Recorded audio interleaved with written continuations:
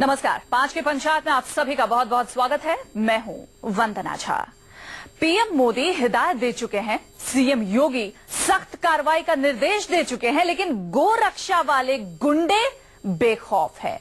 दिल्ली से जम्मू तक और असम से अलवर तक हर जगह गौरक्षा के नाम पर गौरक्षकों की गुंडाई जारी है। ताजा मामला दिल्ली से सटे ग्रेटर नोएडा का है, जहां 2 लोग पालने के लिए गाय को लेकर जा रहे थे, लेकिन गोरक्षा के नाम पर आधा दर्जन लोगों ने उनकी पिटाई कर दी। 5 की पंचायत में हमारा सवाल यही है, मोदी और योगी की कब सुनेंगे बेलगाम गौरक्षक, और मरने मारने पर उतारू कथित गौरक्षकों का इलाज क्या है?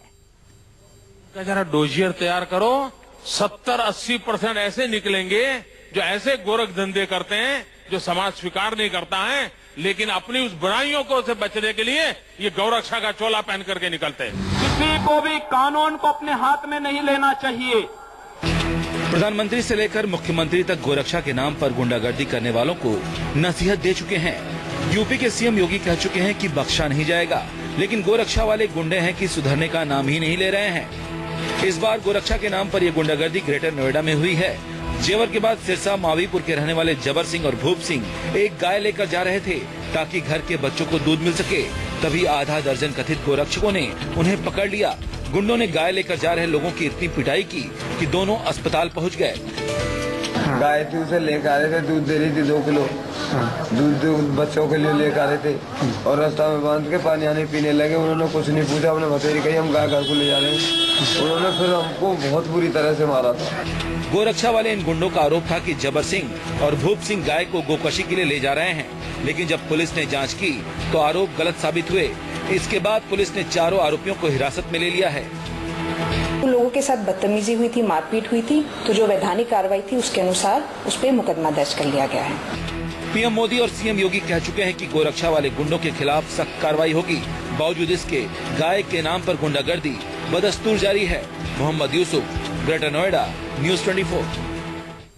चलिए, इसी पर चर्चा करने के लिए कुछ खास मेहमान हमारे साथ जुड़ गए हैं, उनसे आपका तारुफ करा देते हैं। सबसे पहले बीएल तिवारी वीएचपी से भोपाल से हमारे साथ जुड़ गए हैं। मौलाना अब्दुल रहमान अबद हैं, चेयरमैन है राब्ता काउंसिल के, ये नोएडा स्टूडियो में हमारे साथ मौजूद है। अभय दुबे कांग्रेस के स्पोक्स पर्सन हमारे साथ मौजूद है। आप तीनों का बहुत बहुत स्वागत है। साथ ही साथ सुदेश वर्मा बीजेपी के स्पोक्स पर्सन भी आपसे थोड़ी ही देर में हमारे साथ जुड़ेंगे।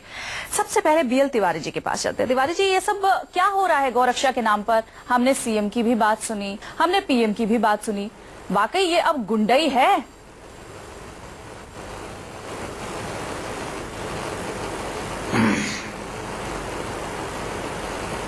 बीएल तिवारी जी, निश्चित रूप से अगर बिना तफसीस के, बिना सही जानकारी की सूचना के आधार पर कार्यकर्ताओं ने अगर बिना इसके किए जी। हाँ, बोलिए बोलिए। मैं बोल रहा हूँ, आवाज नहीं आ रही क्या? बोलिए बोलिए बोलिए। आ रही आवाज आ रही है मेरी?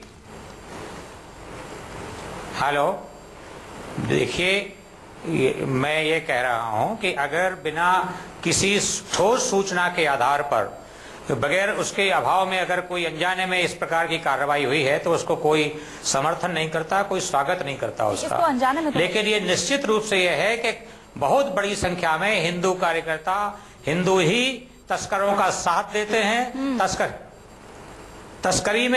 तस्करी के काम में हिंदुओं को ही हायर किया जाता है, हिंदुओं को ही आगे कर करके तस्कर लोग पैसे के रूप में उपयोग करते हैं। कहीं इस प्रकार की घटना है, पूरे तथ्य उसके जांच सामने आने दीजिए, फिर इसकी वास्तविकता होनी चाहिए कि ये वास्तव में अनजाने में गलती हुई है, ठीक है, तो, या ये वास्तव में तस्करी का ही मामला है। बेल तिवारी जी, इसके लिए क्या करना होगा? क्या आप लोगों ने कुछ इसके लिए सोचा है कि हाँ, ऐसे फर्जी गौरक्षकों के लिए हमें कार्रवाई करनी होगी और ये कार्रवाई उनके लिए होनी चाहिए? कुछ ऐसा सोच रखा है? निश्चित रूप से ऐसे चलते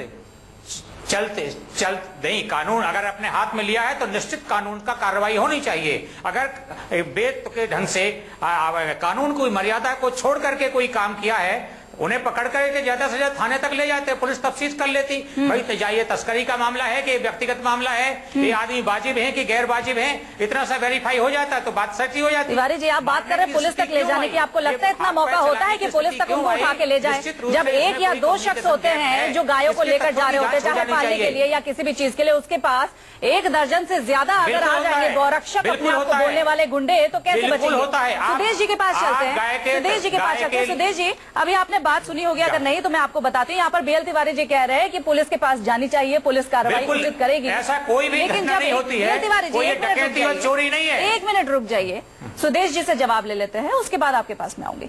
तो ऐसा कैसे संभव है कि जब एक आदमी इन फर्जी गौरक्षकों के बीच घिरे हैं, तो क्या वो पुलिस के पास जाएंगे या पहले अपनी जान बचाएंगे? देखिए, व्यक्ति पहले अपनी जान बचाएगा, आगे का जैसे फंसता है तो कोई भी आम सिचुएशन में। लेकिन सबसे पहली बात है, जो भी हुआ है देखिए हम इसकी भर्त्सना करते हैं और कोई भी सिविलाइज सोसाइटी में ये बर्दाश्त नहीं किया जाएगा कि आप गौरक्षा या किसी भी कारण से कानून को अपने हाथ में लें। अभी पुलिस तफ्तीश कर रही है, देखिए ये क्या गोरक्षक वाले ही थे कि आपसी रंजिशी का मामला था। हम तो गुंडे मानते हैं इनको, अगर गुंडागर्दी आप स्ट्रीट पर करेंगे किसी भी तरीके से तो कानून आपके खिलाफ कार्य करेगा। जी, PM मोदी ने भी कई बार इन सब बातों पर कहा है और शुरुआत में, कार्यक्रम की शुरुआत में हमने PM की बातें भी सुनाई कि इन पर क्या कार्रवाई और सख्त कार्रवाई होनी चाहिए। क्या ऐसा कोई कड़ा निर्देश है कि किस तरीके से कार्रवाई की जाए कि ऐसे फर्जी गौरक्षक सामने आए ही ना और इस तरीके की कार्रवाई करें ही ना? बिल्कुल, देखिए पुलिस अपना कार्रवाई करेगी। समाज में जो लोग इसको इतना आसान समझ रहे हैं, पुलिस की बात नहीं, सरकार की बात करिए और हम बर्दाश्त करेंगे, ऐसा कुछ नहीं होने वाला।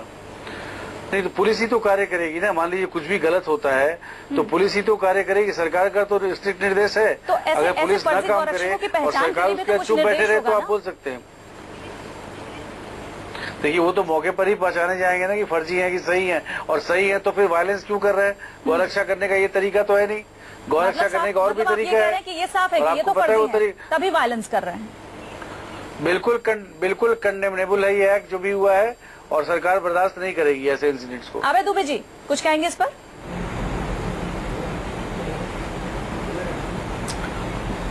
देखिए, पहली बात तो ये हिंदू धर्मावलंबी नहीं है जो इस प्रकार की हिंसा कर रहे हैं, क्योंकि वो सनातन हिंदू धर्म जो गाय की हत्या का विरोध करता हो, वो कैसे किसी मानव के प्रति हिंसा और हत्या की अनुमति दे सकता है? ये भारतीय जनता पार्टी के पोषित संगठन हैं जितने भी भारतवर्ष में हैं तथा कथित। मैं पूछना चाहता हूं, मोहन भागवत जी तो कहते हैं कि गोवंश को नहीं काटा जाना चाहिए।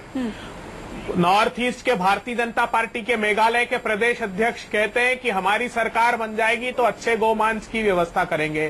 केरला का भारतीय जनता पार्टी का उम्मीदवार कहता है कि मुझे चुनाव जीता दीजिए, मैं अच्छे गोमांस के परोसने का संकल्प इस चुनाव में लेता हूं। अमित शाह जी गोवा में जाते हैं तब ये कहते हैं कि जहां हमारी सरकारों में पहले से गोमांस परोसा जा रहा है वहां प्रतिबंधित नहीं किया जाएगा। अरे गोवंश की रक्षा करने वालों, मैं चुनौती देता हूं, केंद्र की सरकार, मोदी जी की सरकार और पारीकर जी की सरकार मिलकर संयुक्त उपक्रम चला रही है। 50 गोवंश रोज काटे जा रहे हैं। है हिम्मत रोकने की? दोनों सरकार, मोदी और पारीकर जी का संयुक्त उपक्रम है सरकारी। अभी योगी जी ने कल भाषण में कहा कि सरकार क्या कत्ल खाने चलाएगी। योगी जी गोवा में मोदी जी और पारीकर जी संयुक्त कत्ल खाना चला रहे हैं और 40 गोवंश रोज काटे जा रहे हैं। जवाब ले लेते हैं। सुदेश जी है हमारे साथ। सुदेश जी, देखिए मुझे जब भी ये मुद्दा आता है तो अभय जी टाइप के लोग इसी बात को करते हैं। ये आर्गुमेंट सेटल हो चुका है, हमने बता दिया है कि हम हर जगह कंसेंसस इवॉल्व करने का प्रयास करेंगे। काउ स्लॉटर को बैन करना स्टेट के कानून के दायरे में आता है और जहां जहां बैंड है, जैसे उत्तर प्रदेश में बैंड है, बाकी जगह बैंड है, वहां नहीं हो सकता। जहां बैन नहीं है वहां अवेयरनेस रेज किया जाएगा। अगर कोई बीफ खाते हैं, उनका कल्चरल पार्ट है, तो वहां बैन नहीं हो सकता। आप बताइए, महात्मा गांधी जी ने बोला था, महात्मा गांधी जी तो कांग्रेस को उनकी बात तो माननी चाहिए ना, उस पर भी आप क्रिटिसाइज कर रहे हैं क्या? तो महात्मा गांधी ने कुछ सोच के ही बोला था ना कि पूरे राष्ट्र में बैन होना चाहिए, इसके प्रति कार्य करना चाहिए। कार्य करने का मतलब है अवेयरनेस क्रिएट करना चाहिए। अरे साहब सुन लीजिए, उन्होंने कहा अरे भैया आर्टिकल आप जाके पढ़ते क्यों नहीं? तो ये वोट लेने के लिए तो मत लड़ाइए, कम से कम कहिए उन राज्यों में। भाई साहब लड़ाई आप कर रहे हैं। अरे सुन लीजिए, अरे सुन तो लीजिए, मैं जवाब दे रहा हूँ ना, आपके प्रश्नों का जवाब दे रहा हूँ। अरे सुन तो लीजिए, की बात है, अरे प्रश्नों का जवाब दे रहा हूँ भाई साहब। अरे दुबे जी जवाब तो सुन लीजिए। तो मेरा कहना ये है कि जहाँ जहाँ आप बता दीजिए, वहाँ अवेयरनेस क्रिएट करना हमारा कर्तव्य है। हम अवेयरनेस क्रिएट करेंगे और जिस दिन सोसाइटी मानेगी हर जगह बैन होगा। यहाँ दिक्कत कहाँ है? क्योंकि बीजेपी जब कह रही है कि हम अवेयरनेस क्रिएट करेंगे और आगे ऐसी जहाँ पर भी ऐसी दिक्कत है उसे हम ओवरकम करेंगे, तो इसमें दिक्कत कहाँ आ रही है? अरे मुझे देखिए कल का दृश्य है, 2 दिन पहले के राजस्थान में आपके पास आ रही है हत्या के, वहां पर गोरक्षा दल, सुन लीजिए, बोलिए आप। वहां राजस्थान में पुलिस अभिरक्षा में गोरक्षकों ने जा करके जिन्होंने हत्या की है उनको कहते हैं तुम भगत सिंह हो, तुम चिंता मत करो, और पुलिस भी वहां मौजूद है। तो इससे साफ दिखाई देता है कि राजनीतिक उद्देश्यों की ये हिंदू धर्म से इनका सरोकार नहीं है, ये सिर्फ आपको कानून पर भरोसा है। अगर है आपको न्याय व्यवस्था पर भरोसा है। मैं 35 करोड़ मैं 35 करोड़ देवी देवताओं का वास मानता हूँ। अरे आपकी जहाँ सरकार है वहाँ विश्वास उठ गया, जहाँ आपकी सरकार है वहाँ कानून से विश्वास उठ गया। आप लोग कानून नाम की सही भरोसा उठ गया तो आपकी भी सरकार काफी समय तक लंबी चली थी, तब क्या आपको अपने कानून पर व्यवस्था नहीं था, पुलिस वालों पर और सरकार पर भरोसा था आपको? एक मिनट यहाँ पर मैं मौलाना अब्दुल रहमान आबिद को भी डिस्कशन में लेकर आऊंगी। आबिद साहब, आपको क्या लगता है, अभी जिस तरीके की चर्चा हो रही है, सबकी राय आपने सुनी, आपको क्या लगता है इन गुंडे गौरक्षकों पर कैसे काबू पाया जा सकता है?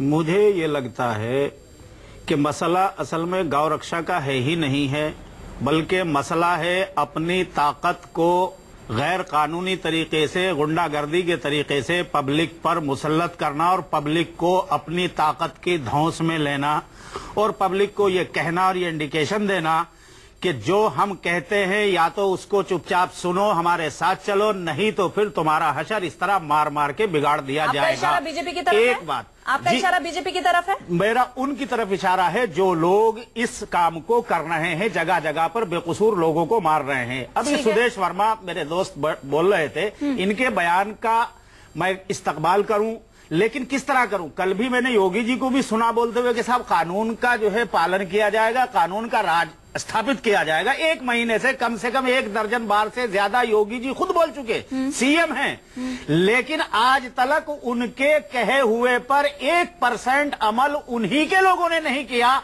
और उन्होंने उस पर पलटकर कोई कार्रवाई भी नहीं कराई सख्ती के साथ। तो इसका मतलब ये है कि आपकी कहना, आपकी कथनी कुछ और है, आपकी करनी कुछ और है, आपकी कथनी और करनी में जो है इनका सीधा कहना है कि आप जो बातें बोलते हैं उस पर इम्प्लीमेंटेशन नहीं होता। आखिर इम्प्लीमेंटेशन अगर नहीं होता है तो जिन्होंने इम्प्लीमेंट नहीं किया उन पर भी कार्रवाई क्यों नहीं होती? जी मौलाना साहब, कानून के राज्य का मतलब ये होता है कि हर व्यक्ति कानून को फॉलो करेगा और जो नहीं फॉलो करेगा कानून उसके खिलाफ एक्शन लेगी। अगर कोई इंसिडेंट होते हैं, कोई भी इंसिडेंट, गौरक्षा की छोड़िए, चाहे रेप होता है, चाहे मर्डर होता है, कुछ भी होता है, आप इस इतने बड़े समाज में ये नहीं बोल सकते कि नहीं होगा। ये होने के बाद सरकार ने क्या काम किया है, क्या पुलिस ने अपना काम किया है या नहीं, ये बड़ा इंपॉर्टेंट है। क्या उसको सजा दिलाने की बात की है कि नहीं, ये कानून का राज्य होता है। सही बात तो आप बताइए, वहाँ पर गौरक्षक गौरक्षक कुछ करते हैं, उनके खिलाफ कार्रवाई आपने नहीं होता है, तब आप बोलिए कि कानून का राज्य नहीं है। देखिए मेरी बात सुनिए, आपने बहुत अच्छी और बहुत सही बात कही है, लेकिन मैं 3 उदाहरण अभी आपको देता हूं। अब से 1.5 महीना पहले देवबंद में एक आरोपी पर जेल परिसर में, बल्कि अदालत परिसर में कुछ भगवाधारियों ने हमला किया। पुलिस वालों ने बीच में उसको बचाना चाहा, पुलिस वालों पर भी हमला किया। बहराइच में पुलिस को पीटा भगवाधारियों ने और जीप को लेके भाग गए। एक बात हो रही है, नहीं वो सारे वही गौरक्षक है। अरे भाई वही कभी गौरक्षक बन जाते हैं, कभी जो है वो युवा वाहिनी बन जाते हैं, कभी वो कुछ और बन जाते हैं, सारे गुंडे हैं वो। देखिए तीसरा बिल्कुल आपको मतलब आप ये बोल रहे हैं जो भी युवा वाहिनी वाले हैं या जो भी भगवाधारी है वो सब गुंडे हैं, आप ये कहना चाह रहे हैं? मैडम पूरी बात, आप ये कहना चाह रहे हैं? पूरी बात होने दीजिए, आपके सामने अभी सही आपकी बात को साथ ही लेके आ रहा हूँ। क्या आप ये कहना चाह रहे हैं जो भगवाधारी है वो सब गुंडे हैं? सबको मैं नहीं कह रहा हूँ, मैं उनको कह रहा हूँ जो गुंडागर्दी कर रहे हैं। पहले सुन लीजिए पूरी बात। सहारनपुर के सड़क दूधली में आपके मेंबर है पार्लियामेंट की लीडरशिप में 500 से ज्यादा लोग वहां पर गए, कार्यकर्ता बनकर भाजपा के, और उन्होंने बगैर परमिशन के बगैर जो है चर्चा में आते हैं, बगैर परमिशन के वहाँ पे जुलूस निकालने की कोशिश की, टकराव किया, मारपीट की, एसएसपी के घर पर हमला किया। तीसरा जी गौरक्षा की बात हो रही है, गौरक्षकों की बात हो रही है।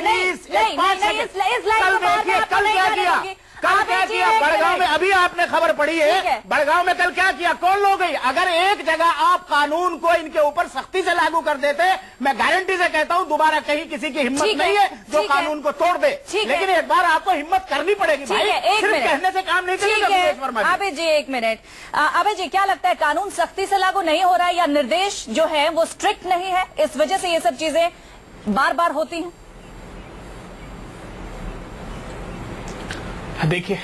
देखिए जब तक भारतीय जनता पार्टी अपने राजनीतिक उद्देश्यों के लिए ऐसे मसलों का उपयोग करती रहेगी तब तक ये कल्पना करना भी बेमानी है कि वहां कोई कानून का राज स्थापित होगा।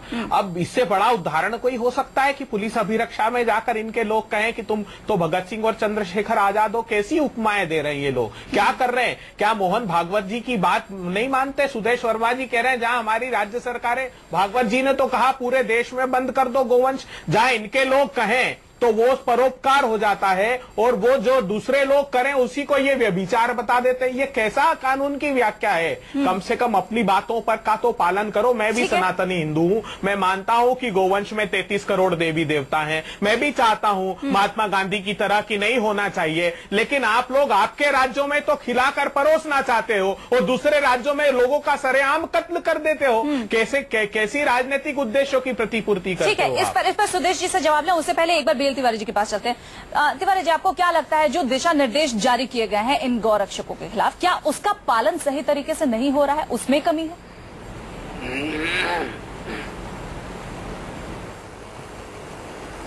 देखिए जहां जहां भी किसी न किसी संगठन से जुड़े हुए कार्यकर्ता हैं, किसी अपने संगठन का नाम लेकर के कहीं हैं, निश्चित रूप से वो मर्यादित हैं और अपनी सीमा के अंदर हैं। उनका काम केवल ये नहीं है कि आप लाठी उठाइए और किसी को भी पीटना शुरू कर दीजिए। आपको सस्पेक्ट लगता है, आप उसको रोक लीजिए और पुलिस को सूचना दे करके पुलिस को मेडओवर कर दीजिए। ये काम तो समझ में आता है, लेकिन किसी कार अपने हाथ से सीधी सजा का निर्णय कर लेना ये किसी भी आदमी को शोभा नहीं देता, मर्यादा से बाहर है ये। कौन? स्वयं। अरे कौन? पुलिस का काम है। पुलिस तस्करी रोके, हमें क्या जरूरत पड़ी काम करने की?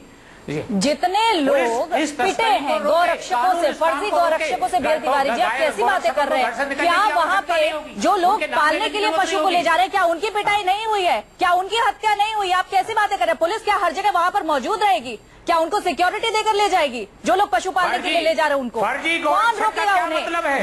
जब एक दर्जन से ज्यादा लोग इन पशु को जो ले जा रहे होते हैं उनके पास पीटने के लिए, मारने के लिए पहुंचते हैं, उन्हें कौन रोकेगा? संगठन की मर्यादा में बात करूंगा।